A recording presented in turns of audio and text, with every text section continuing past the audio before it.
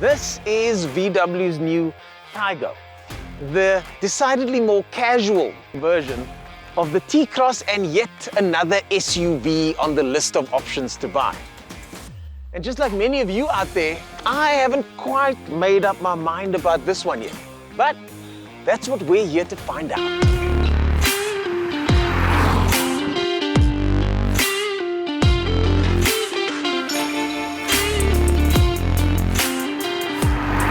Now let's start with the basics. It's got a 1-liter engine that makes 85 kilowatts, and this engine can be found in the VW range, so many of you will be familiar with this engine. It also makes 200 Newton meters of torque, and for 1 liter, that's quite a lot of torque, and you can feel it. Other things that are useful on this car is the 7-speed DSG gearbox. Now that's notable because many of this car's competitors have CVT gearboxes. I've been the first to say that I don't have a problem with CVT gearboxes because it adds an element of smoothness to it. But where the Taigo wins is that it is smooth and it's also quite responsive when it comes to those gear changes. Speaking of responsiveness though, when you put your foot down, there is a little bit of a waiting period before things start happening. And I experience that now when I need to merge with traffic quickly. Having said that, it's only got a little 1-liter engine, so that is to be expected. So make sure to plan those 0 to 100 acceleration points.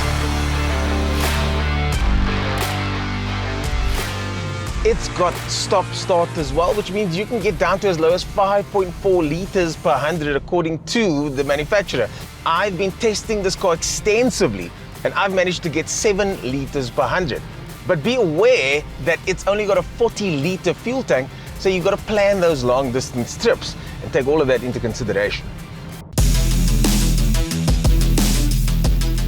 Now, VW are known to offer a host of premium options, and this car comes fitted with heated front seats, necessary, Beats sound system, very cool, panoramic sunroof, I love it, comfort package, rear view camera, IQ driving package, lane keep assist, forward collision warning, 18-inch wheels, driver assistance package, and a removable trailer hitch.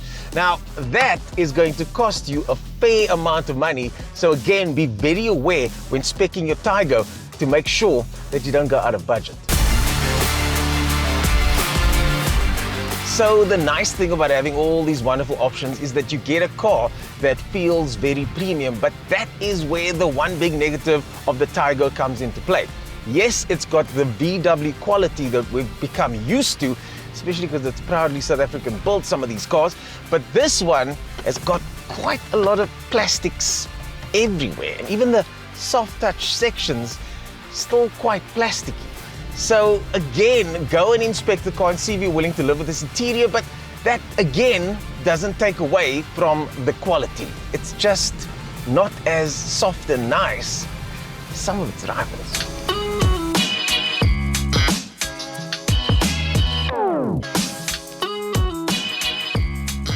I'm here at VW's Taigo Junction, so if it does get a little bit noisy, it's because they've invited the public out here to come check out the brand new Taigo.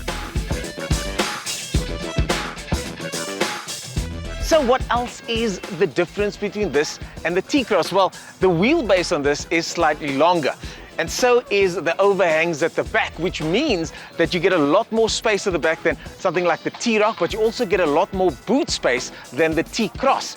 And compared to the T-Roc, there's only 5 liters less boot space to boot.